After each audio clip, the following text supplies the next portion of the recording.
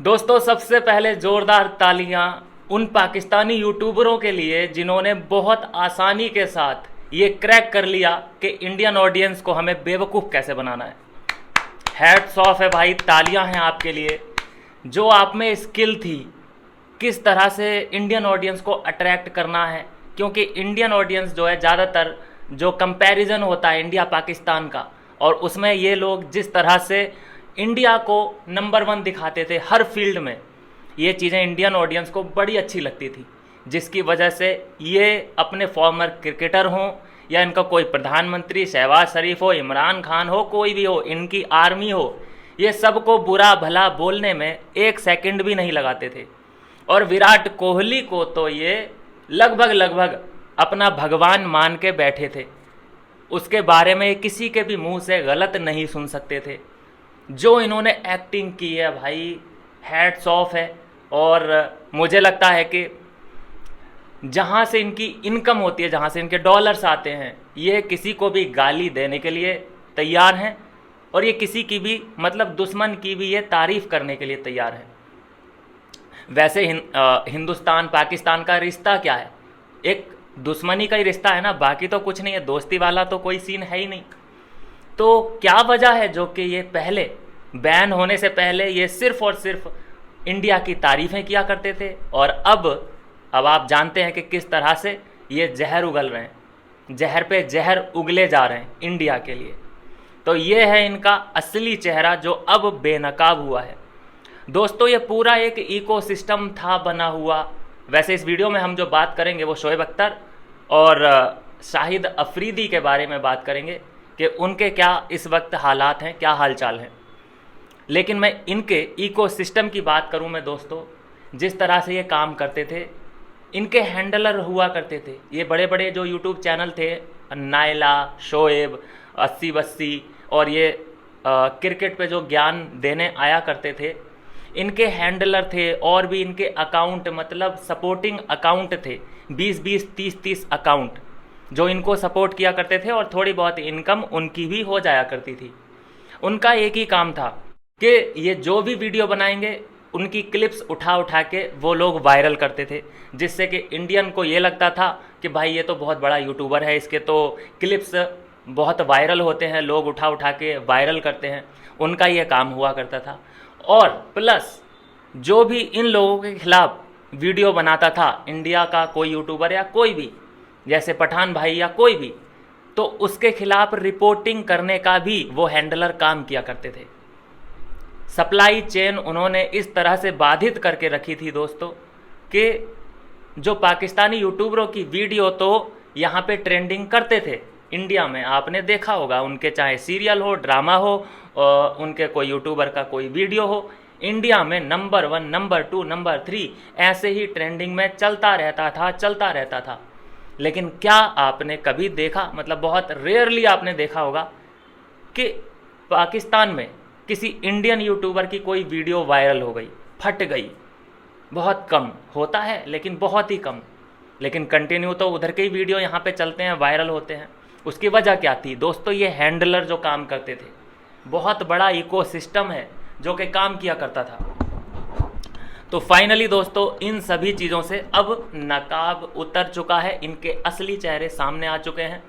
और आपसे दोस्तों दरख्वास्त है कि अगर आप इंडिया से प्यार करते हो तो अब इनके बहकावे में नहीं आना है, अब इनके बहकावे में नहीं आना है।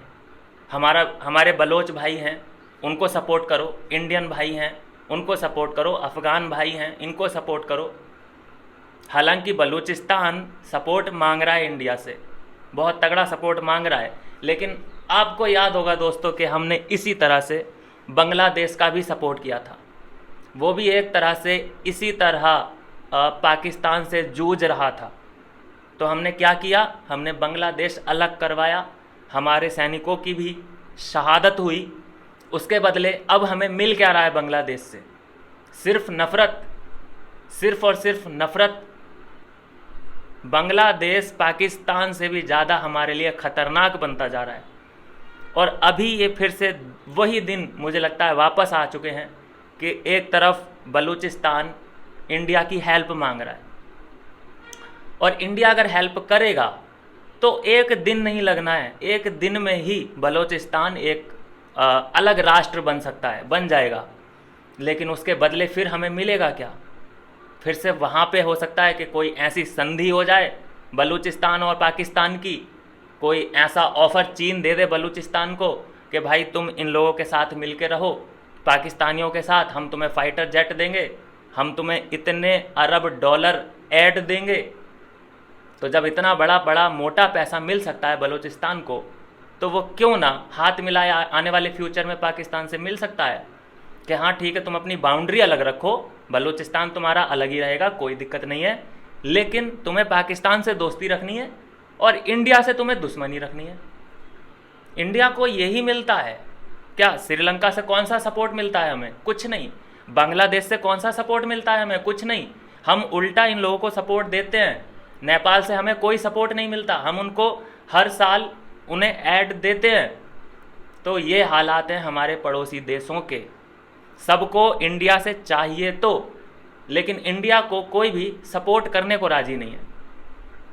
इनफैक्ट कि चीन को ये लोग अपने एयरबेस दे देते हैं कि आओ इस्तेमाल करो, और इंडिया पे आप जो भी करना चाहते हो, कोई भी कार्रवाई करना चाहते हो, आओ हमारे लिए दरवाजे, आपके लिए हमारे यहाँ दरवाजे खुले हैं। तो ऐसा हमेशा इंडिया के साथ होता आया है। चलिए खैर मुद्दे की बात करते हैं दोस्तों। बात तो ये चल रही थी कि पाकिस्तानी यूट्यूबर किस तरह से उल्लू बनाया इंडियन ऑडियंस को, लेकिन अब मैं उम्मीद करता हूँ कि भारतीयों की यहाँ से आंखें खुली होंगी, कुछ समझ आ रही होंगी चीज़ें कि हम जो मज़े लेने जाते थे वहाँ पे, और वो फुल मज़े देते भी थे, ऐसा नहीं है कि मज़े नहीं देते थे, फुल नौटंकी करते थे, चिल्लाते थे, चीखते थे, अपने पाकिस्तानियों को गालियाँ देते थे, जिससे कि भारतीयों को बड़ा मज़ा आता था। लेकिन कहीं ना कहीं उनका एजेंडा सेट था, उनकी ज़ुबान पे ज़रूर पाकिस्तान के लिए या फिर वहाँ के लोगों के लिए वो गालियाँ देते थे, लेकिन दिल में उनके जो नफ़रत थी वो भारत के लिए ही थी। अब वो नफ़रत सामने आ चुकी है। इसके लिए थैंक यू कहिए मोदी जी को, जो कि उन्होंने ये बैन किए और इनका जो असली चेहरा था वो दुनिया के सामने आया। बात करूंगा दोस्तों शोएब अख्तर के यूट्यूब चैनल की। आप सब जानते हैं कि शोएब अख्तर सबसे ज़्यादा इस वक्त अगर डिपेंडेंट है तो वो अपने यूट्यूब चैनल पे है। वो उसका घूमना फिरना, दुबई के चक्कर, लंदन, पेरिस, न्यूयॉर्क, अमेरिका, कहीं पे भी जाना है उसे, तो उसकी ओनली ऑन जो इस वक्त रिसर्च करने के बाद जो जानकारी निकल के आई है, सिर्फ यूट्यूब इनकम थी।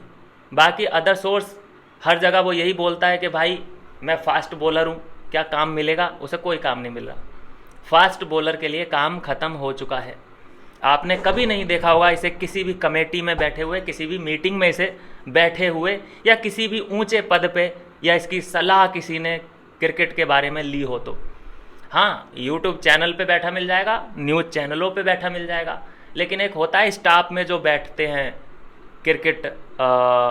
क्रिकेट स्टेडियम में जो बैठता है स्टाफ, उसमें कभी नहीं देखा होगा।